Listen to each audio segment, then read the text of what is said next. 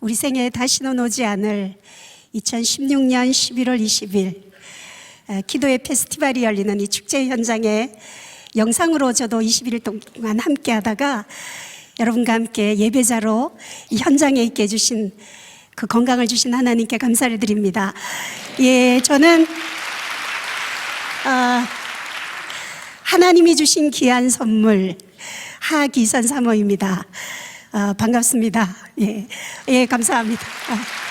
저는 이번에 다니엘 기도의 전단지를 받고 두 번 놀랐습니다. 첫째는 다니엘 기도의 그 전단지에 나와 있는 제 사진을 보고 제 얼굴을 보고 깜짝 놀랐습니다. 하나님은 중심을 보시지만 사람은 외모를 보거든요. 그래서 이렇게 삼천교에 뿌려질 줄 알았으면 이쁜 사진 하나 찍어 놓을 건데 하는 그런 아쉬움 때문에 크게 제 얼굴에 놀랐고요. 또 하나는 제가 마지막 날 강사라서 놀랐습니다. 어떤 집회든 첫날과 마지막 날 강사가 제일 중요하거든요. 첫날 강사님이 김은호 목사님이셨더라고요.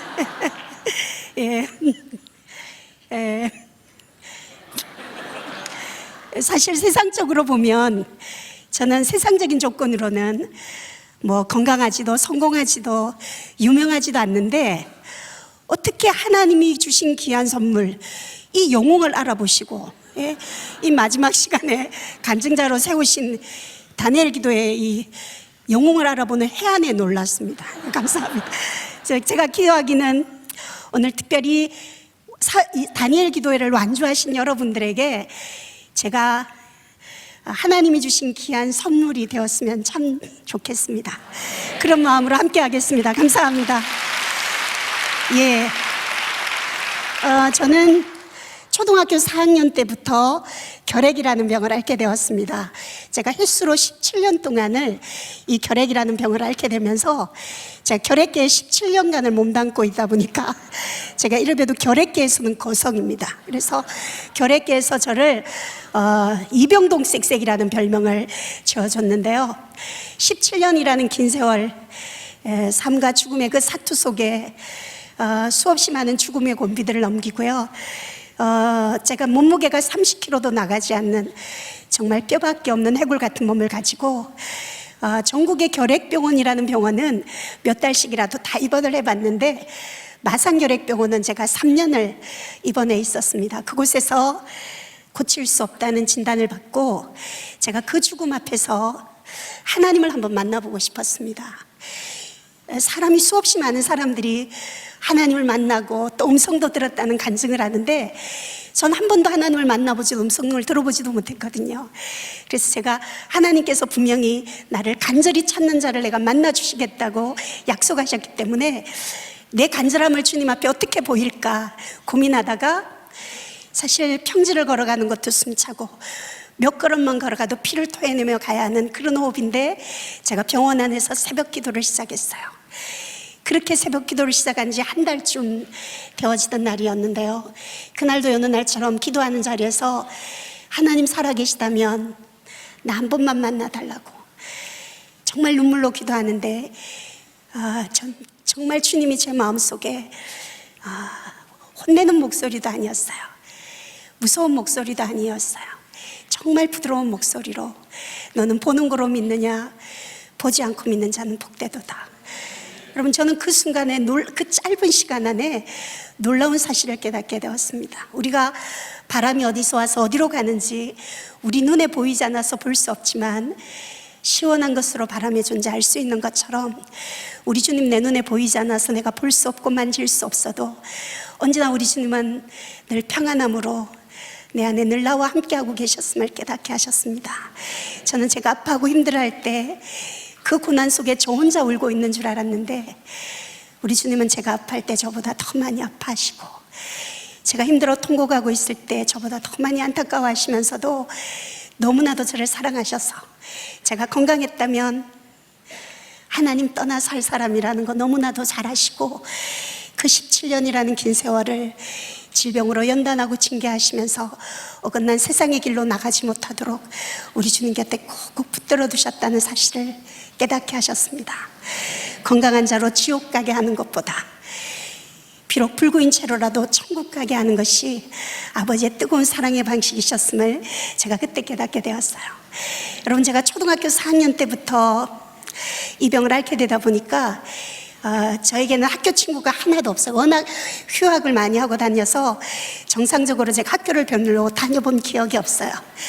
늘 혼자 집에 오면 외톨이로 지내야 되고, 또 엄마가 친엄마랑 이렇게 함께 살 때는 그래도 행복했는데요, 제가 성장하면서 어머니라고 불러야 됐던 새엄마들이 5분이나 계셨어요. 예, 저희 아버지 대단한 분이셨죠. 그래서 지금은 좋은 새엄마들 많이 계시지만 저희 집에 오셨던 새엄마들은 무서운 새엄마들이 많으셨어요. 제가 이 전염병을 앓고 있으니까 새엄마들은 오시면 제일 먼저 이제 뒷방에 격리시켜 놓으셨어요. 그러면 식사 시간 외에는 그 방에는 아무도 들여다보는 사람이 없어요. 여러분, 그렇게 혼자 하루를 보내면 그 하루가 얼마나 긴지 아세요? 그렇게 혼자 이렇게 지내면서 생각을 했어요. 내가 이렇게 가난하고 병드니까 아무도 나를 사랑해 주지 않는구나. 내가 만약에 유명해지고 건강해지면 정말 많은 사람들이 나를 사랑해 줄 거라는 생각이 들었어요. 여러분, 그래서 저는 어릴 때부터 정말 유명해지고 싶었어요. 제가 유명해지고 싶어가지고 제 나름대로 제일 먼저 연습하고 준비한 게 뭐냐 하면 그 사인 연습하는 것부터 했어요. 유명한 사람들 오면 막 사인 받으러 가잖아요. 저는 하나님 앞에 유명하게 해달라고 했으니까 언젠가는 하나님이 나를 유명하게 해주실 거라는 그 믿음을 가지고 그 격리된 방 안에서 혼자요, 하루에도 달력 뒤에다 하루에도 수백 번, 수십 번 사인하는 거 연습했어요.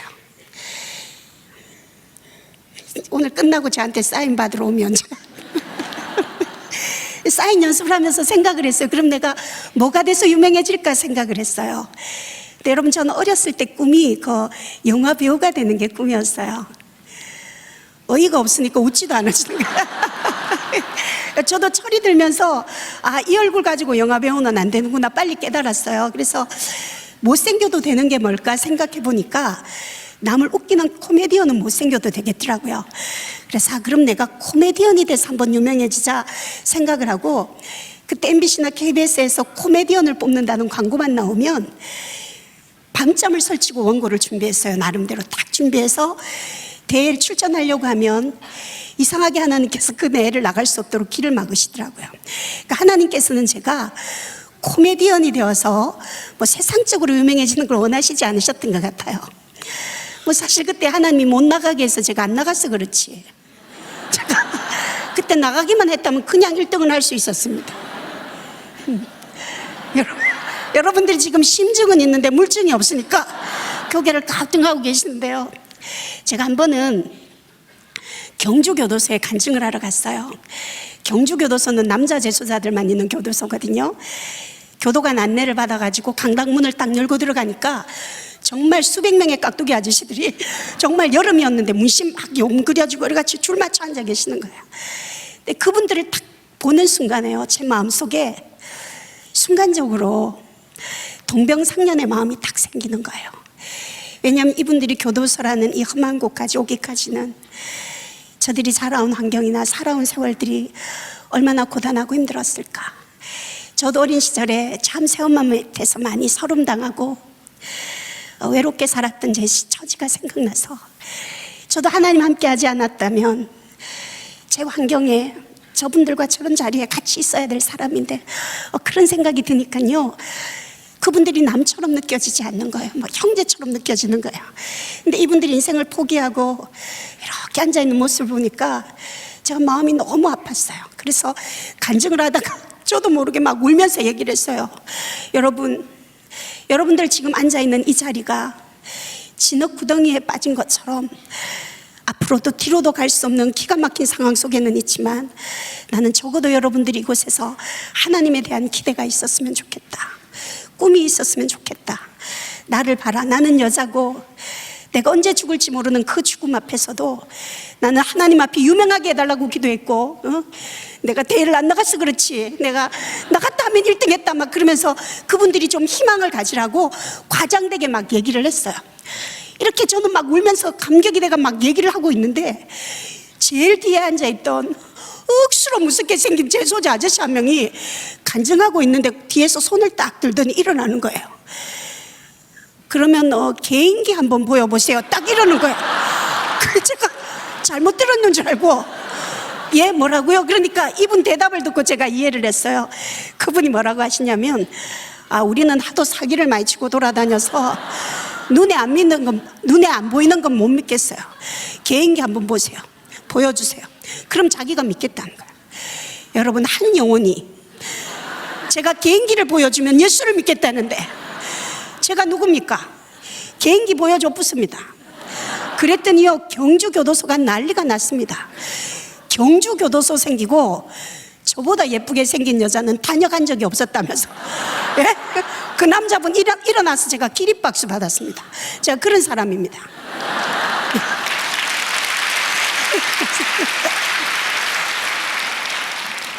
예? 개인기 보여?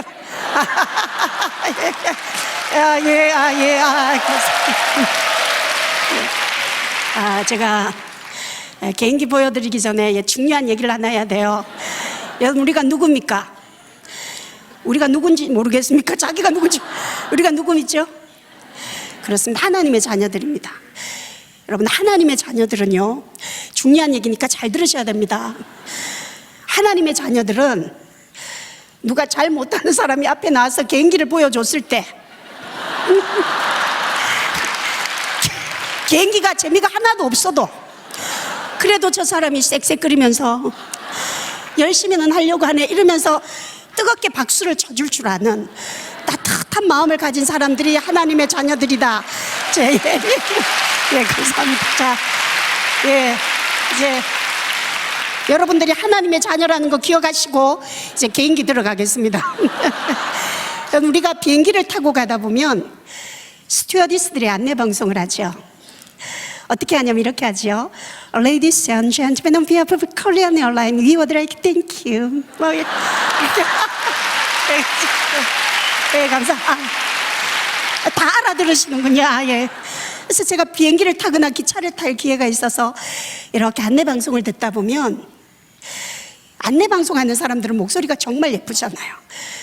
저도 이렇게 기침을 많이 해서 기관지가 망가지기 전에는 저도 옛날에는 목소리가 정말 예뻤습니다. 물론 지금도 예쁘긴 예쁩니다만 막 그러다 보니까 목소리 예쁜 사람을 참 부러워했어요. 여러분, 기차를 타고 가다 보면 안내 방송을 하는데 어떻게 하냐면 이렇게 하죠. 청도 밀양 삼당진 부산진 무궁화 열차 타는 곳 3번홈이 되겠습니다. 선로 가까이 계신 분 안전한 홈 쪽으로 박수 칠 때까지 하겠습니다. 뭐 이렇게 안내 방송. 네. 제가 그 방송을 들으면서 생각을 했어요. 우리나라는 각 지역마다 사투리가 있는데 그 지역의 사투리로 안내 방송을 하면 정말 재밌겠다. 그렇죠. 고향이 여러분 대구거든요. 근데 동대구에 가면 안내 방송을 했는데 어떻게 했냐면 이렇게 했어요. 동대구, 여기는 동대구역입니다. 내리실 손님 잊으신 물건이 없으신지 다시 한번 살펴보시고 천천히 차례대로 내려주시기 바랍니다. 동대구, 여기는 동대구역입니다. 이렇게 방송을 하는데 이 방송을 이렇게 하지 말고 경상도 사투리로 하는 거죠. 어떻게 하냐면 이렇게 하죠. 대구입니다. 대구 다 왔어요. 내리실 손님은 일가뿐 물건은 없는가 단디 한번 살펴보시고 천천히 차례대로 내려주이소. 대구입니다. 이렇게 방송을 하는 거죠.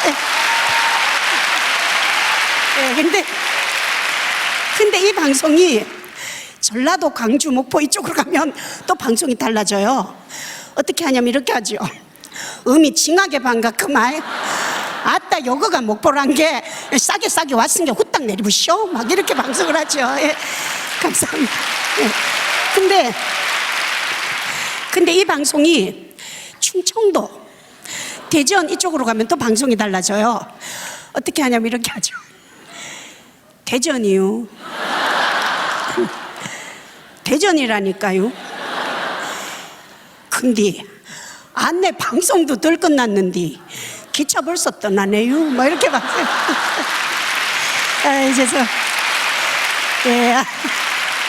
제가 개인기를 괜히 보여드렸습니까?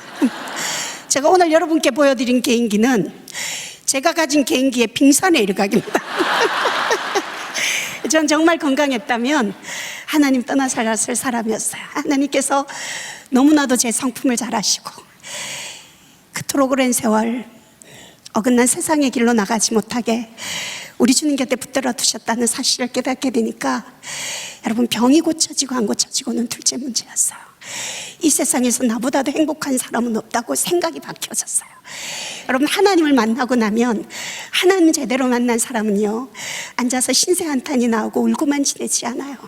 나도 누군가에게 내가 받은 하나님의 사랑 전해주고 싶다는 마음이 들었어요. 그래서 저도 제 가쁜 호흡으로 하나님 앞에 무슨 일을 할까 기도하는데요, 하나님이 저희 병실 바로 앞에 있는 중환자 병실을 기억나게 하셨어요. 그래서 제가 그 중환자 병실에 가서 산소를 먹는 환자들 산소도 조절해드리고, 또 피를 토하는 환자들 피도 받아내주면서 정말 저의 최선을 다해서 그 중환자실의 환자들을 섬기고 돌보고, 또 죽음을 앞두고 불안해하고 있는 중환자들에게 죽음이 끝이 아니라 새로운 시작이라는 거, 사람에게 죽음이 존재하지 않는다는 거, 영원히 산다는 거, 제가 만난 하나님 전하기 시작했습니다. 그런데 여러분, 우리 하나님 얼마나 멋진 분이신지요. 화장실 길도 겨우 가는 그 쌕쌕 끓이는 몸으로 중환자 병실 봉사를 오래 하지 않아서 그 다음 달 검사를 하는데요, 어떤 약을 먹고 어떤 주사를 맞고도 치료되지 않았던 17년 동안이나 저를 괴롭혀왔던 결핵균들이 그달 검사 결과 모조리 떨어지는 놀라운 기적을 체험하게 하셨습니다. 할렐루야. 예, 감사합니다. 지금 저는 이 왼쪽 배는 하나도 없습니다. 이게 수술을 해서 없어진 게 아니라 17년 동안 알아오면서 결핵균들이 다 갉아먹어버려서 다 녹아내려서 왼쪽 폐는 하나도 없어요. 그래서 받쳐주는 폐가 없기 때문에 제가 이렇게 서 있을 때나 걸어 다닐 때 왼쪽 어깨가 언제나 기우뚱해져 있어요. 그리고 그나마 있는 오른쪽 폐도 정상적인 여러분들은 상엽, 중엽, 하엽 이렇게 세 옆의 폐가 있는데요, 저는 상엽, 중엽은 하나도 없어요. 타엽만, 그것도 거의 폐 기능을 상실한 늑막염까지 동반된 작은 폐를 가지고 생활하고 있습니다. 여러분, 결핵이라는 병이 다 나았다고 해서 금방 호흡이 정상적으로 돌아오는 것이 아니라 이미 없어진 만큼의 폐활량을 못하기 때문에 제가 지금 앉게 된 지가 10년이 훨씬 지났지만 지금도 평지를 걸어가도 숨이 차고 2층 계단을 오르려면 몇 번을 쉬어야 합니다. 제가 참 조심하지만 제 말하는 숨소리가 여러분에게 전달되어질 것입니다. 근데 이렇게 말하는 것도 숨차고 평지를 걸어가는 것도 숨찬 제가요, 하나님을 찬양할 때는 별로 숨차지 않아요. 오늘 하나님께서 시편 150편 말씀을 통해서 호흡이 있는 자마다 여호와를 찬양하라 하셨어요. 목소리 예쁜 사람들만 찬양해라, 악기를 잘 연주하는 특별한 사람들만 나를 찬양하라 하지 않으시고 호흡이 있는 자마다 여호와를 찬양하라 하셨어요. 여러분은 혹시 그 귀뚜라미하고 바퀴벌레의 차이점을 알고 계세요? 둘 다 어둡고 침침한 곳에서 살아가는 벌레들이지만 사람들이 귀뚜라미는 사랑을 하는데요, 바퀴벌레는 얼마나 싫어하는지 몰라요. 그 이유가 뭘까 생각해 봤는데, 물론 다른 이유도 많습니다만 바로 귀뚜라미는 노래를 한다는 거였어요. 그렇죠? 귀뚜라미 귀뚤귀뚤 노래는 있어도 바퀴벌레 바퀴바퀴 뭐 이런 노래는 없죠. 귀뚜라미 보일러는 아직 있어도 바퀴벌레 보일러는 제가, 예, 그래요 여러분. 하물며 벌레들일지라도 노래하는 것을 사람들이 예뻐하고 사랑하는데요, 여러분, 인간을 창조하신 하나님의 목적이 지으신 우리를 통하여 영광 받으시고 찬양 받으시기 위함이라 하셨는데, 여러분들이 가지신 그 넉넉한 호흡으로 립싱크, 남이 찬양하는데 목소리만 입만 뻥긋뻥긋한 립싱크가 아니라 내 부르는 찬양의 소리가 우리 주님 귓가에 울려 퍼지도록 우리가 얼마나 목소리에 최선을 다해 주님 앞에 불러드렸던가 이 시간 추억하기를 원합니다. 저는 하나님께서 이렇게 가쁜 호흡으로도 찬양할 때는 별로 숨차지가 않아요. 그래서 이제는 더 심한 것이 생기지 않도록 다시는 죄를 범치 말라 당부하셨던 아버지의 당부의 말씀 저는 늘 기억하면서, 저는 저를 살려주신 하나님께서 행여라도 제 생명 연장시켜 주신 거 후회하시지 않도록 저의 남은 삶을 정말 주님 기뻐하시는 일에 아름답게 쓰임받기를 원합니다. 여러분, 몇 년 전부터 저희 같은 결핵 환자들에게도 장애인증을 주도록 법이 바뀌어졌어요. 그래서 제가 마산결핵병원에 장애 진단을 받으러 갔어요. 그랬더니 의사 선생님이 자기들이 배운 의학으로는 설명이 안 되는 환자래요. 당신이 결핵 환자들만 전문적으로 봐오는 의사인데 의사 생활을 수십 년간 해왔지만 이 조금 남은 폐를 가지고 이렇게 살아있는 사람을 자기가 처음 본다는 거예요. 그때 의사 선생님이 저보고 그러셨어요. 하기선 씨는 치료 대상이 아니라 연구 대상이다 그러셨어요. 그래서 장애인증을 받으려면 여러 가지 검사를 해야 되는데요, 검사를 다 해놓고 결과가 나왔다고 해서 제가 의사실에 들어갔더니 선생님이 자료를 보면서 그러세요. 이 까다로운 보건복지부 규정대로 한다고 해도 저는 의학적으로는 1급 장애를 받을 수 있는 사람이래요. 근데 어떻게 설명할 수는 없지만 이 조금 남은 폐를 가지고도 이렇게 건강하게 살아가니까 1, 2급 별 차이 없으니까 2급 정도면 무난하겠다고 그러면서 제게 2급 장애를 주셨어요. 여러분들이 지금 잘 모르시는 것 같은데요, 2급은 여러분 1급 다음에 2급입니다. 이거 중증 장애거든요. 항상 보호자가 따라다녀야 되는 중증 장애인데, 여러분 제가 2급 장애인입니다 말씀드리기 전까지 여러분 2층에 계시는 분들 보이시나요? 이렇게 예쁜 장애인 보신 적 있어요? 여러분들이 저게 정신장애도 있나 뭐 이런 생각합니다. 저는 하나님이 제게 주신 이 장애인증에 대한 자부심이 대단한 것이요, 제 간증으로만이 아니라 제 얘기로만이 아니라 의학적으로도 하나님이 저를 치료해 주셨다는 게 우리에게 검증받았다는 것 때문에 이 장애인증에 대한 자부심이 대단합니다. 근데 이렇게 가쁜 호흡을 가지고도 제가 이렇게 찬양 사역을 시작하게 된 동기가, 제가 1989년도에 국립마산결핵병원에 3번째로 입원을 했어요. 그때 고칠 수 없다는 진단을 받고 제가 새벽 기도를 시작하면서 새벽 기도 시간만 아니라 시간만 있으면 성전에 올라가서 기도하는 일을 쉬지 않았어요. 근데 낮에 교회에 기도하러 올라가 보면 병원에 입원해 있는 환자들 몇 명이 모여가지고요, 자기들보다 더 중한 환자들, 그러니까 걸어서 예배당에 예배도 드리러 올라올 수 없는 중환자들에게 우리가 찾아가서 찬양도 해드리고 예배도 드려드리자 해서 복십자 찬양단이라고 찬양단을 환자들이 만들어 놓았어요. 그래서 제가 낮에 기도하러 올라가 보면 이 환자들이 피아노 옆에서 기타를 치면서 막 한의복을 입고 찬양 연습을 하는데요, 여러분 찬양하는 사람들은 참 아름다워 보이잖아요, 그렇죠? 오늘 찬양 인도하신 분 자세히 보니까 잘생긴 얼굴은 아니잖아요, 그렇죠? 예? 근데 찬양하는 모습이 얼마나 아름다우세요? 진짜 찬양하는 사람들은 정말 아름다워 보이거든요. 그러니까 그 사람들, 환자들을 볼 때마다 기도하러 가면 만나니까요, 제 마음속에 하나도 저 찬양단에 너무너무 들어가고 싶다는 마음의 소원이 생겼어요. 그래서 하루는 큰맘 먹고 그 찬양단 이들을 찾아갔어요. 그래서 쌕쌕 끓이면서 나도 이 찬양단에 좀 넣어달라고 부탁을 했어요. 그랬더니 이 찬양단 리더가 제가 이병동 쌕쌕인 줄 알고 있는 거라, 그래서 찬양단에 넣어달라는 소리도 쌕쌕 끓이면서 얘기하니까 나중에 숨 좀 덜 차면 그때 오면 찬양단 넣어줄 테니까 지금은 가서 누워있으라면서 그러는 거예요. 그러니까 그 소리를 들으니까 뭐 틀린 소리도 아니고 해서 그래 그러면 좋다, 딜하자. 내가 정식 단어는 곤란하면 내가 악기들은 나르고 마이크 정리하고 하는 소품 담당이라도 할 테니까 나를 찬양단에 좀 넣어달라고 부탁을 했어요. 그랬더니 이 찬양단 리더가 저를 이렇게 쳐다보더니 이거 뭐 소품 담당이 아니라 소품이 한 개 더 늘겠다면서 아무도 저를 찬양단에 넣어주려고 하지 않았어요. 그래서 너무 자존심 상하는 거예요. 그래서 좋다, 내 속으로 그랬죠. 너희들에게 부탁해서 안 되면 내가 우리 아버지한테 기도한다 하면서 제가 하나님 앞에 또 다른 기도의 제목을 가지고 기도하기 시작했어요. 하나님, 제가 몸이 건강해서 하나님 앞에 몸으로 헌신할 수 있는 것도 아니고, 그렇다고 하나님 제가 물질이 있어서 하나님 앞에 물질로 드릴 수 있는 것도 없고, 하나님 아무리 살펴봐도 지금 제가 가지고 있는 거라곤 이 조금 남은 배, 이 호흡밖에 없는데 하나님, 제가 이 호흡으로도 하나님 찬양하고 싶습니다. 하나님, 저를 저 찬양단에 넣어주세요. 간절히 기도를 드렸어요. 그런데요, 이 찬양단 기도만 하면 하나님께서 저에게 말할 수 없는 기쁨과 평안을 기도 시간에 허락하셨어요. 여러분은 기도 응답을 어떻게 받으시는지 모르겠는데요, 우리 주님은 늘 제게 기쁨과 평안으로 제 기도를 응답해 주시거든요. 이제 하나님 앞에 응답을 받았으니까 이제 찬양 단원들 연습하는 데 따라다녔어요. 왜냐하면 저도 곧 들어가게 될 거기 때문에 미리 따라다녔어요. 그래서 정식 단원들은 막 악보를 보면서 찬양 연습을 하는데 전 찬양단이 너무너무 하고 싶어가지고요, 그 찬양 단원들이 부르는 악보를 구해다가 제가 그 많은 곡들을 달달달달 다 외워버렸습니다. 제가 얼마나 머리가 좋게 생겼습니까? 근데 그때 어떤 일이 있었냐면요, 여러분 결핵병원에 있다 보면 참 가슴 아픈 일들이 많아요.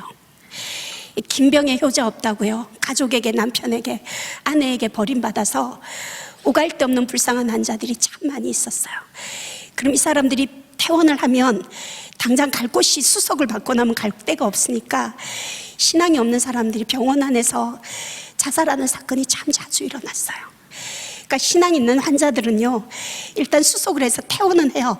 이제 나갔다가 다른 환자 면회 오는 것처럼 다시 들어와요. 그래가지고 교회에 모포 하나 깔아놓고 이제 환자들이 자기 얼른 밥 먹고 시판에 밥 가져다 주면 그거 먹으면서 숨어 지내는 정말 오갈 데 없는 불쌍한 환자들이 그때 너무 많았어요. 그래서 우리 찬양 단원들이 연습하러 와서 그분들을 보면서 의논을 했어요. 우리가 이렇게 몸에 병든 것도 서러운데 먹고 자는 것 걱정되어서 자살하는 사건이 있어서는 안 되겠다. 우리가 우리 힘으로 우리가 먹고 자는 것은 걱정하지 않도록 자활촌을 하나 건립을 하자. 그래가지고 무위탁 결핵 환자 자활촌 건립 기금을 마련하기 위해서 KBS 홀에서, 그때 KBS 창원홀에서 콘서트를 가지게 되었어요. 그때 박종호 씨, 다윗과 요나단, 손영진, 최인혁 씨, 하여튼 그 시절에 대한민국에서 유명하다는, 지금은 거의 저하고 비슷하게 유명합니다만 그 유명하다는 복음성가 가수들을 다 초청을 해서 KBS 홀에서 콘서트를 하게 되었어요. 근데 우리 복식자 찬양단이 주최를 하다 보니까 저희들이 제일 많은 5곡의 찬양을 그 KBS 홀에서 부르게 되었어요. 근데 우리들이 불러야 될 이 5곡 찬양 안에 솔로 나오는 부분이 있었어요. 나는 당신이 좋을 수밖에 없어요. 주 예수 나의 당신이요. 간절히 솔로 해야 되는 부분이 있었는데, 저 이제 KBS 홀에서 콘서트를 날짜한다고 하니까 정식 단원들보다 제가 더 바빠졌어요. 찬양 단원들 연습하는 데마다 미리 가서 딱 앉아 있었어요. 근데 하루는 이 찬양단 리더가 정식 단원들 앞에 딱, 그때 정식 단원이 10명 정도 되었거든요. 한 사람 한 사람에게 이 솔로를 다 시켜보는 거예요. 그런데 아무도 이 솔로를 정말 은혜스럽게 간절하게 소화시켜서 불러내는 사람이 정식 단원들 중에는 한 명도 없었습니다. 그래서 제가 뒤에 앉아서 구경하고 있다가 주님 이때를 위함이니까 하면서 제가 딱 나갔습니다.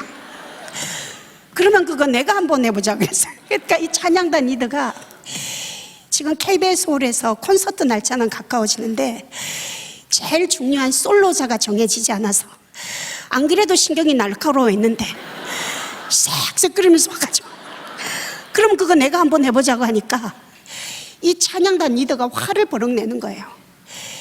이게 말이야, 다 함께 부르는 곡도 아니고 혼자서 솔로 해야 되는 곡인데 그래 색색거리면서 부를 수 있겠어요? 하고 막 과음을 지르는 거예요.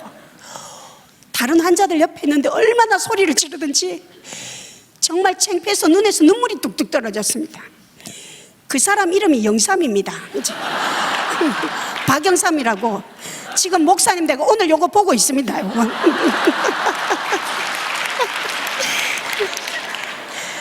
너무너무 자주, 제가 하나님 앞에 막 그때 너무 창피해서 옆에 가서 울면서 기도했어요. 하나님 들라준다 해놔놓고 응답해놓고 이게 뭐냐 하면서 내 창피 싫어 죽겠다면서 막 울면서 기도하고 있었어요. 그때 병원에 계신 원목 목사님께서 그걸 이렇게 지켜보시다가 찬양단 리더를 부르셨어요. 아무래도 하기순 자매 저러다가 병이 더 심해지겠다. 형식적이긴 하지만 오디션이라도 한번 받아보게 해라. 지가 못 불러가 떨어지면 더 이상 우리를 귀찮게 안 할 테니까 죽은 사람 소원도 들어준다는데 원이나 없도록 오디션이나 한번 받아보게 하라고 그랬어요. 그러니까 이제 찬양단 리더가 목사님 말씀이니까 할 수 없이 순종을 하고는 제가 울면서 기도하고 있는데 옆에 오더니 어깨를 툭 치면서 점심때 안정시간 마치고 오디션 할 테니까 준비해 와요. 딱 성질 내면서 그러는 거예요. 그 소리 들으니까 안 그래도 숨찬데 숨이 더 차는 거라. 진짜가 아니까 정말이래. 그러면 그렇지 하고 그날 병실 올라가는데요, 다른 날 같으면 수십 번도 더 쉬어가 색색 끓이면서 올라가는 그 길을요, 여러분 그날은 제가요 너무너무 이성을 잃어버렸어요. 얼마나 보람찬하고 씩씩하게 올라갔든지. 나중에 얘기 들었는데 환자들이요, 제가 그날 그렇게 올라가는 모습을 보고 제가 입원해 있는 위해병동에 불났는 줄 알았대요. 근데 사실 저는 여러분 그때 제정신이 아니었어요. 단지 하나님께서 내 기도를 들어주셨다는 것 때문에, 저에게도 기회를 주셨다는 그 기쁨 때문에 제가 그 길을 그렇게 올라갈 수가 있었어요. 여러분, 결핵병원이라는 곳에는요 안정시간이 있어요. 뭐 하는 시간이냐면 하루에 3번 있는데요, 화장실 가는 것 외에는 침대에 가만히 누워서 잠을 자야 되는 시간이 안정시간이에요. 이 안정시간만 마치고 나면 오디션을 받으러 가야 되는데, 여러분 제가 그 안정시간에 안정이 되겠습니까? 그래서 간호사가 순찰을 돌고 난 다음에 이거 연습을 해야 되는데 어떻게 할까 고민을 하다가 하나님이 제게 지혜를 주셨어요. 여러분 그 왜 오렌지 주스 먹는 긴 빨대 있죠? 이 주름 들어가서 앞으로 구부러지는 스트롱 있잖아요.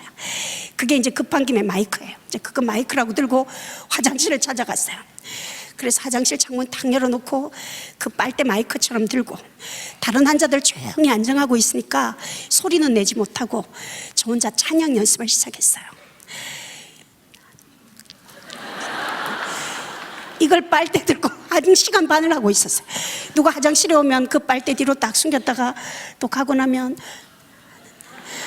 여러분 얼마나 찬양이 하고 싶었으면 그 이병동 쌕쌕이가 냄새나는 화장실에서 소리도 내지 못하고 하나님을 찬양하는 것을 연습했겠습니까? 우리 하나님께서 그 모습을 참 예쁘게 보셨던 것 같아요. 그래서 그날 안정시간을 마치고 오디션을 받으러 내려갔는데 병원에 소문이 났습니다. 이병동 쌕쌕이 오늘 오디션 받는단다 이래 놓으니까 병원에 입원해 있는 환자들이 할 일이 뭐 있습니까? 교회 안 다니는 환자들도 구경하러 왔습니다. 제가 또 결핵계의 거성이기 때문에 이제 그때 교회를 올라가려면 이렇게 경사가 져 있는데요, 밑에서 예배당위를 올려다 보니까 그날이 평일인데 사람들이 빼곡하게 앉아 있는 거예요. 저는 그날 바깥 교회에서 위무는 줄 알았어요. 왜냐하면 병원에 바깥에서 뭐 교회나 성당에서 위문을 올 때는 떡이랑 빵, 우유 이런 거 빈손으로 안 오고 가지고 오시거든요. 누가 온다 그러면 그때는 종교를 초월해가지고 막 환자들이 거기 몰리거든요. 그러지 않으면 그 오후 시간에 안정시간 마치고 교회에 그렇게 많은 인원이 있을 수가 없어요. 그래서 도대체 이게 무슨 일이지 하고 쌕쌕 끓이면서 올라가니까 문 앞에 있던 아주 짓궂은 환자 한 명이, 야 저 봐라 저 이병동 쌕쌕이 올라오고 있다 이러니까 웅성웅성하고 있던 환자들이 놀라서 쌕쌕 끓이는 저를 보더니 와 하고 웃는 모습이 보여졌어요. 여러분, 저를 구경하러 온 그 많은 환자들의 비웃는 웃음소리를 들으면서 그 손가락질하는 모습을 보면서 제가 하나님 앞에 저절로 무릎이 꿇어졌어요. 하나님, 제가 이 솔로 이 곡 부르고 저 여기서 죽어도 좋습니다. 하나님, 제가 얼마나 하나님을 찬양하기를 원하는지, 그리고 하나님께서 얼마나 저의 찬양을 받으시기를 기뻐하시는지 하나님 이 모인 사람들 앞에서 확인시켜 주십시오. 주님, 제가 이 솔로 이 곡 부르고 저 여기서 죽어도 좋습니다. 제가 그 결단의 기도를 하고 솔로를 시작했습니다. 나는 당신이 좋을 수밖에 없어요. 주 예수 나의 당신이요. 사실 그 자리에 구경 와 있는 많은 환자들이요, 제가 얼마나 오랫동안 이 병 때문에 고통당하고 고난당했는지 다 아는 사람들이거든요. 그 사람들이 저를 볼 때 제가 하나님이 좋을 이유가 하나도 없어 보이는데, 주님, 그래도 나는 당신이 좋을 수밖에 없어요. 주 예수 나의 당신이여를 숨이 끊어질 듯 연결해서 부르는 저의 그 찬양하는 모습을 보고 그 자리에 구경 와 있는 많은 환자들이 펑펑 울어버리고 말았습니다. 이건 찬양을 잘하고 못하고 문제가 아니다. 화장실길도 겨우 가는 저 이병동 쌕쌕이가 저렇듯 가쁜 호흡으로도 솔로를 할 수 있다는 거, 저건 하나님의 은혜다. 우리 저자매 찬양단 넣어주자. 그래가지고요, 소품 담당으로도 안 넣어주려던 제가 그 3,000명 모인 KBS 홀에서 제가 이래도 솔로 했습니다.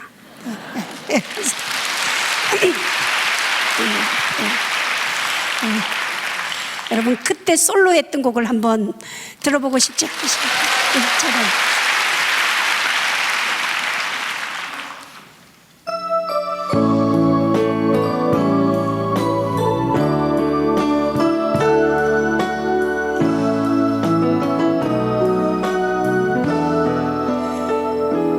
빛이 없어도 환하게 다가오시는 주 예수, 나의 당신이여. 음성이 없어도 똑똑히 들려주시는 주 예수, 나의 당신이여. 당신이 계심으로 나도 있고, 당신의 노래가 머물므로 나는 부를 수 있어요. 주여, 꽃처럼 향기 나는 나의 새알이 아니어도 나는 당신이 좋을 수밖에 없어요. 주 예수, 나의 당신이여. 나는 없어도 주님이 곁에 계시면 나는 언제나 있습니다. 나는 있어도 주님이 곁에 없으면 나는 언제나 없습니다. 당신이 계심으로 나도 있고, 당신의 노래가 머물므로 나는 부를 수 있어요. 주여, 꽃처럼 향기 나는 나의 새알이 아니어도 나는 당신이 좋을 수밖에 없어요. 주 예수, 나의 당신이여. 나는 당신이 좋을 수밖에 없어요. 주 예수, 나의 당신이여.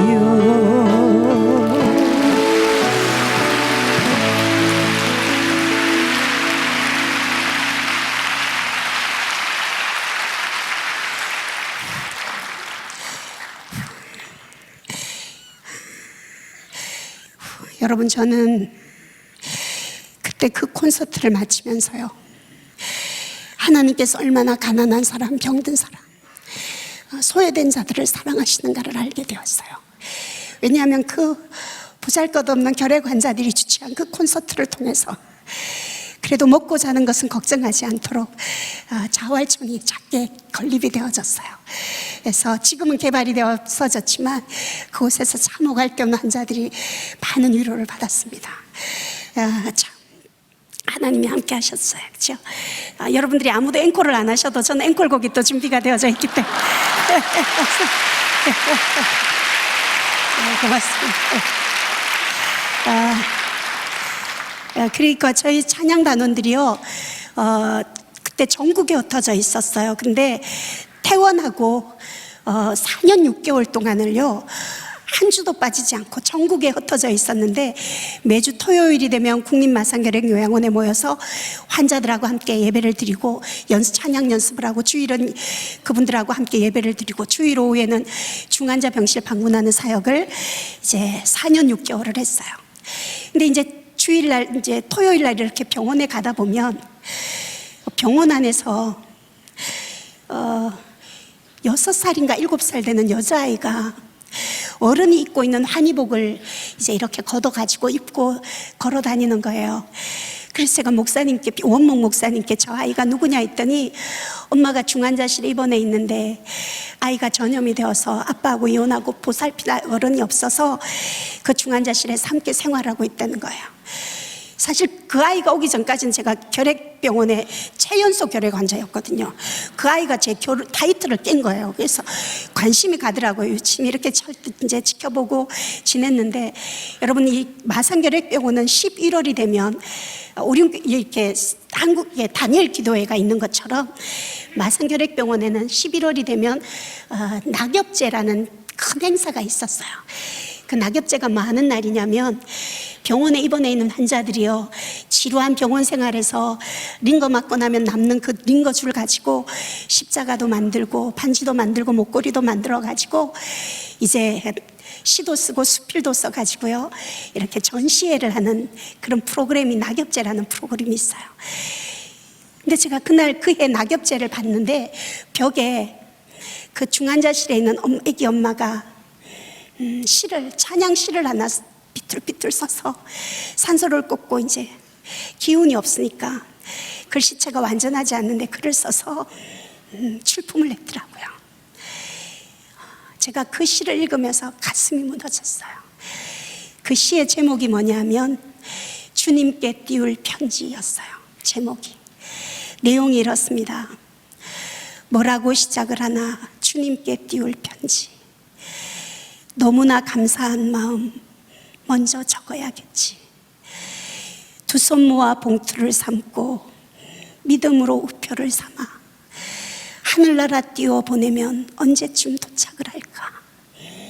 뭐라고 맺어야 하나, 주님께 띄울 편지. 너무나 감사한 마음 다시 적어야겠지. 여러분, 자기는 언제 죽을지 모르는 그 중환자, 산소를 꽂고 있는 중환자가 그 어린 딸을 남겨놓고 가야 될 엄마가요, 주님께 편지를 띄우는데 시작하는 말도 감사하는 마음, 맺는 말도 감사의 말로 이렇게 맺어놨었습니다. 여러분, 저는 이렇게 완전히 폐가 이제 이미 망가져 있기 때문에 병원에 1년에 한 서너 번은 정기적으로 입원을 하게 되어 있어요. 한 번은 제가 병원에 폐렴이 와가지고 입원을 했는데요, 한 달 반, 2달 가까이를 병원에 입원을 해 있었어요. 한 달 정도 지났는데 이 산소를 꽂고 있는데 호흡곤란이 와가지고요, 새벽 2시에 호흡곤란이 온 거예요. 제가 산소를 얼마나 많이 먹어봤겠어요. 산소 조절하는 거 간호사들보다 더 잘하거든요. 산소를 최고로 높였어요. 그런데도 이 호흡이 편해지지가 않는 거예요.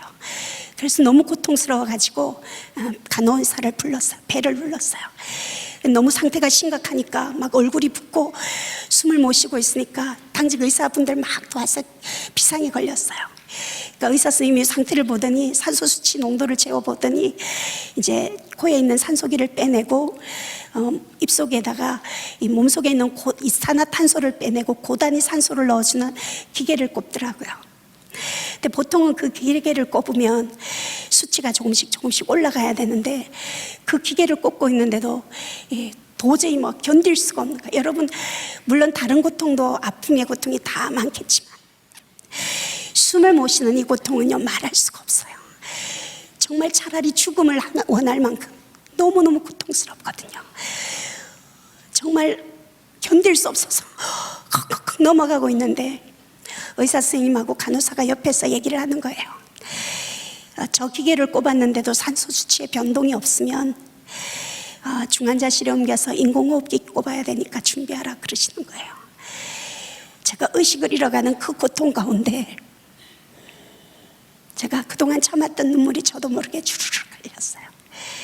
그러면서 하나님 앞에 간절히 기도했어요. 하나님, 제가 정말 하나님 사랑하고 이제껏 살았는데 내 마지막이 중환자실에서 인공호흡기 끼고 있다가 주님 만나고 싶지 않아요. 하나님, 저 좀 도와주세요. 저 좀 살려주세요. 말은 할 수 없으니까 가슴으로 정말 간절히 기도했어요. 그런데 여러분, 정말 거짓말처럼요, 이건 제 개인적인 신비이기 때문에 모든 환자에게 다 적용되는 건 아니에요. 정말 간절히 기도했는데 거짓말처럼 산소 수치가 조금씩 올라가는데요, 이거 완전하지는 않지만 중환자실에 옮겨서 인공호흡기 낄 만큼은 안 되게 이제 조금씩 괜찮아진 거예요. 그러니까 간호사랑 의사 선생님이 한숨 돌리고 이제 돌아가고 난 뒤에 이렇게 숨을 쉬고 있는데 저희 남편이 연락을 받고 달려왔어요. 산처럼 부은 얼굴을 하고 이상한 기계를 꽂고 그리고 있으니까 저희 남편이 저를 보더니 펑펑 울기 시작하는 거예요. 제가 결혼하고 20년 됐는데 저희 남편이 그렇게 우는 거 처음 봤어요. 펑펑 울더니 제 손을 잡더니 기도를 하는 거예요. 하나님, 3년만 더 살려주십시오. 그렇게 기도했어요. 근데 제가 그때는 급해서 아멘을 했어요. 근데 정신을 차리고 나니까 이게 3년이 너무 짧은 거예요. 그래서 제가 신랑한테 그랬죠. 아니, 기도하는데 돈 드는 것도 아닌데 좀 더 쓰지 3년이 뭐냐고 제가 그랬어요. 나 그때 저의 상황이 석 달도 말할 수 없는, 믿음이 없으면 말할 수 없을 만큼 위급한 상황이었었어요. 그러니까 남편 믿음으로는 3년은 정말 큰 믿음으로 기도한 거였죠. 그래서 남편하고 제가 합의를 해서 3년 너무 짧다, 우리가 30년으로 이제 합의하자 그래가지고 지금 일단 30년으로 연장시켜 놨어요. 그러니까 여러분들이 기도해 주시면 그 하나님이 그 기도를 들어주시리라 믿습니다. 그래서 이제 퇴원을 하고 계속 하는데, 여러분, 제가 병원을 일주일 간격으로 계속 입원을 하게 되면 숨이 차지면, 호흡 곤란이 오면요, 삶의 질이요 너무너무 떨어지거든요. 화장실 가는 거 외에는, 침대에서 화장실 가는 것 외에는 아무것도 할 수가 없어요. 그렇게 지내다가 병원에 또다시 입원을 했어요. 입원해 있는데 제 옆에 병실에 1인실에서 그날 사람이 한 명 돌아가셨어요. 여러분, 병원에 입원해 있는 환자들은요, 누군가가 죽게 되면 그 죽음이 남의 일처럼 느껴지지 않아요. 자기의 죽음하고 이렇게 연관시켜 생각하게 되거든요. 그래서 저도 그날 제 죽음은 어떻게 맞이해야 할까 참 많이 생각했어요. 그러다가 이제 퇴원을 했는데요, 퇴원해서 집에서 지내다가 일주일 만에 호흡곤란이 와서 또다시 병원에 입원하러 갔어요. 그때가 한창 메리스가 유행할 때였어요. 자, 입원했는데 그 첫날부터 열이 나기 시작하는데요, 항생제를 맞고 해열제를 아무리 맞아도 열이 떨어지지 않고 숨이 더 가쁜 거예요. 그러니까 그 다음날 되니까 의사 선생님, 간호사들이 완전 무장을 하고 제 주위를 탁 둘러서더니 아침 일찍 저승사자처럼 갖다서 딱 둘러서더니 제가 메리스 고위험군인데 지금 증상이 딱 메리스라는 거예요. 그래서 우리가 당신을 격리시키기로 결정했다 그러는 게, 격리한 병동이 어디였냐면 일주일 전에 입원했을 때 사람 죽었던 1인실 거기로 격리한다는 거예요. 그래서 격리해서 방에 딱 들어갔는데요, 여러분, 이게 믿음과 상관없이 모르면 괜찮은데 저 침대에 시체가 누워 있었는데 내가 있어야 되고 아무도 들어오지 않고 격리되어져 있어야 된다 생각하면 마음이 너무너무 무서웠어요. 무너졌어요. 정말 혼자 제 침대에 앉지도 못하고 서서 문 앞에 서서 많이 울었어요. 울다가 보니까 지금 이렇게 하고 시간을 보낼 수가 없는 거예요. 내가 하나님이 내게 주신 자유의지로 내가 어떤가 결단을 해야 되겠는데 저는 하나님 앞에 감사할 걸 찾아봤어요. 근데 감사할 걸 생각해 보니까 감사할 조건이 너무너무 많은 거예요. 첫 번째는 내가 아직 죽지 않고 살아있다는 게 감사했고, 메리스가 아직 확진되지 않은 거, 아직 희망이 있다는 게 감사했고, 이 환경 속에서도 내가 감사할 거리를 찾게 되는 이 믿음 주신 하나님 너무너무 감사했어요. 여러분, 요나가 물고기 뱃속에서 3일을 지낸 것처럼 그 독방에서 격리되어졌어요. 참 혼자 많이 주님과 독대하면서 행복한 시간을 보내었어요. 그래서 3일이 지나고 이제 메르스가 아니라는 거 검사 결과가 나오고 격리병실의 문이 탁 열리는데요, 제가 6인실을 걸어가는데 신부 입장하듯이 걸어갔어요. 여러분, 병원에 오래 있다 보면 몸이 아픈 것보다 마음이 아플 때가 참 많아요. 저는 남아있는 배가 워낙 작기 때문에 아이를 가질 수 없다는 의사의 진단을 받았어요. 저에게는 엄마라고 불러줄 아이도 없고, 제가 엄마라고 불러야 될 부모님도 아무도 안 계신 거예요. 병원에 하루 종일 있으면 낮 시간은 괜찮게 지내는데요, 저녁이 되면 이제 엄마 만나러 딸들이나 자녀들이 병원 안에 다가와요. 찾아와요. 엄마하고 도란도란 얘기하는 걸 보면 참 많이 서러울 때가 많이 있어요. 혹시 제가 병원에 입원했던 연락이 받으면 한번 면회와 주세요. 그렇게 지냈어요. 근데 여러분, 사람이요, 자기의 재능과 소질을 최대한 발휘해서 죽을 곳이 있어서 죽을 곳을 향해 달려가는 사람은 그 일이 고상하든 유치하든 가장 가치 있는 일이라 생각해요. 하나님은 제게 육신의 자녀는 주시지 않았지만 하나님은 제 마음속에 이 땅의 작은 교회 사모님들을 품게 하는 사모님들을 품게 하셨어요. 그래서 그 사모님들을 위해서 정말 목회의 무게 위에 가난의 짐까지 안고 살아가는 작은 교회 사모님들을 어떻게 하면 위로할까 고민을 하다가 매년 3월 5일을 사모의 날로 지정했어요. 그래서 3월 5일 사모의 날, 멋지지 않습니까? 내가 사모데이 막 이러면서 사모데이 하는 거죠. 그래서 저는 오늘 이 삼천교회 여러 많은 한국교회 사모님, 성도님들, 특별히 작은교회 성도님들이 이 영상을 보고 계실 텐데요, 3월 5일이 사모의 날이라는 거 기억하시고, 저는 기도하는 사람들은 좀 따뜻한 분들이었으면 좋겠어요. 여러분, 온기가 있으면 사람이 모여들지 않아요? 우리는 기도만 하는 것이 아니라 정말 가슴으로 따뜻하고 사랑을 표현할 수 있는 분들이었으면 좋겠어요. 그래서 내년 3월 5일 사모의 날에는 우리가 근사하게 비싼 선물하는 게 아니라 수고하시는 사모님 손 한번 잡아주시고 꼭 안아주시면서 수고한다고, 고맙다고 그렇게 격려해 주시는 여러분들이 되셨으면 참 좋겠습니다. 예. 제가 이제 간증을 마무리하겠습니다. 저는 여러분, 저희 집에는 산소가 늘 박스로 쌓여져 있어요. 힘들 때는요, 지금도 산소를 먹어야 되고 자주 여전히 병원에 입원을 해요. 저 다니엘 기도의 첫째 날부터 오늘까지 하루도 안 빠지고 영상으로 함께 했거든요. 16일차, 개근상 주는지 모르겠어요. 16일차 되는 날부터 호흡곤란이 왔어요. 그래서 가슴에 통증이 오는데 다니엘 기도회를 어떻게 인도할까, 이 간증을 생각을 해야 되는데 과연 이날 내가 설 수 있을까 걱정인 거예요. 주위에서 병원에 입원해야 되지 않겠냐 그러셨어요. 근데 병원에 입원하면 외출을 안 보내주거든요, 저녁 시간에 특히나. 그래서 이게 죽어도 다니엘 기도 끝나고 죽어야 된다 하면서 제가 기도해달라고 기도했어요. 오늘 아침에 일어났는데 도저히 못 일어날 것 같은 거예요. 너무 가슴이 아프고 숨이 차고. 그래서 진통제를 한 움큼 먹고 그래도 아플수록 더 예쁘게 가야 되지 않겠나 해가지고 화장도 이렇게 예쁘게 하고 이렇게. 여러분, 저는 늘 죽음을 준비하면서 살게 돼요.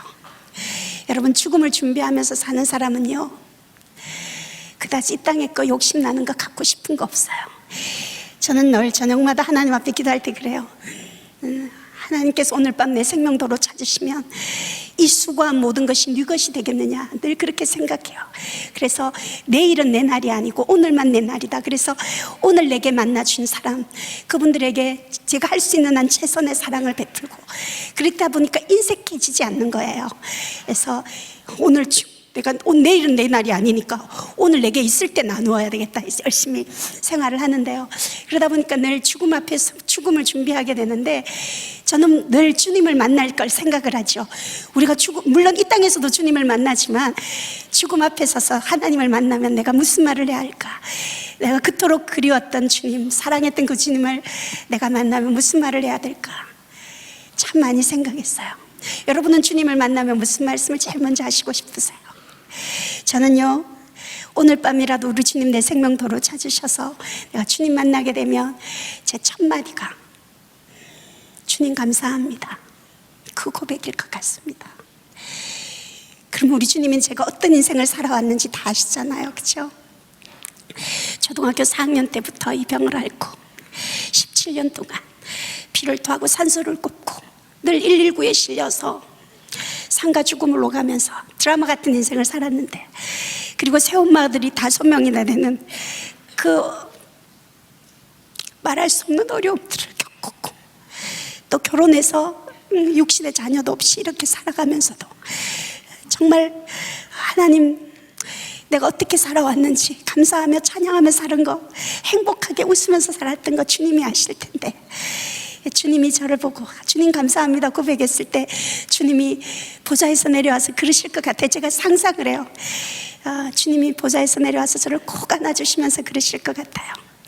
아니야, 그렇게 힘들고 어려웠는데 잘 살아줘서 내가 너 때문에 더 고마웠다. 제가 우리 주님 앞에 꼭 그 칭찬 받고 싶습니다.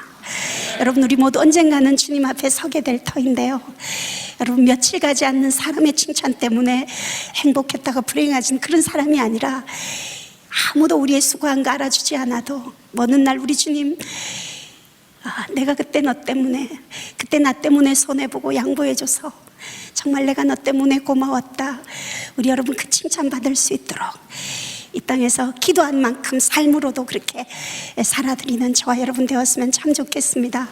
제가 여러분 행복하게 보이지 않으세요? 참 행복해 보이죠? 호흡기 2급 장애인이고 자식도 없이 이렇게 살아가는 제가 이렇게 웃으면서 행복하게 쌕쌕거리면서 진통제로도 이렇게 먹고도 이렇게 쌕쌕거리고 감사하고 사는데, 여러분들이 하나님 앞에 감사하지 못한다면 우리 주님이 보실 때 여러분이 장애인이고 제가 정상인이고 그렇겠죠? 우리가 여러분 힘들 때마다 제 쌕쌕거리는 호흡 생각하시고, 저 사람도 저렇게 쌕쌕거리면서도 감사하고 찬양하고 사는데, 복음 전하고 사는데 나도 더 열심히 감사해야겠다. 죽음 앞에서도 그 어린 딸을 남겨두고 가는 중환자실에 있는 애기 엄마가 시작하는 말도 감사, 마지막 맺는 말도 주님 앞에 감사를 드렸던 것처럼, 우리 이렇게 좋은 환경에서 행복하게 사는 우리가 감사를 잃고 산다면 하나님 앞에 책망받지 않겠습니까? 우리가 감사하면서 이렇게 승리하며 살았으면 좋겠습니다. 앵콜곡 준비했던 거 제가 찬양드리겠습니다. 감사합니다.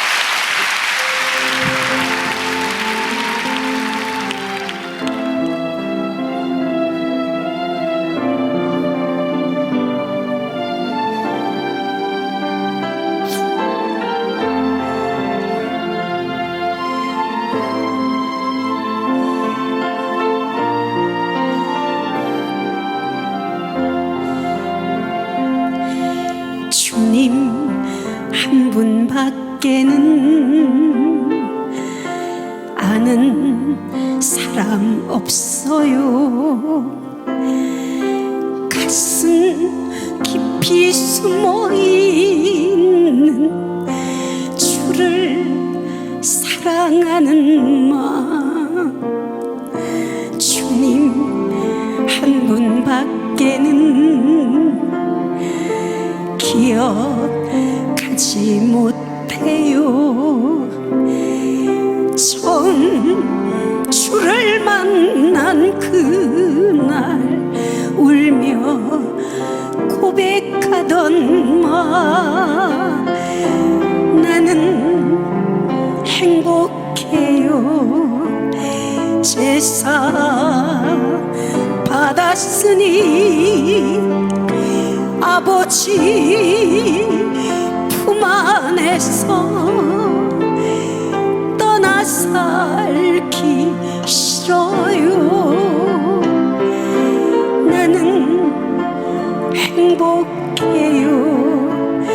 사랑이 샘솟으니 이 세상 무엇이든 채우고 또 남아요. 주님 한 분밖에는 사랑할이 없어요. 작은 가슴 뜨겁게 주님 피가 흘러요.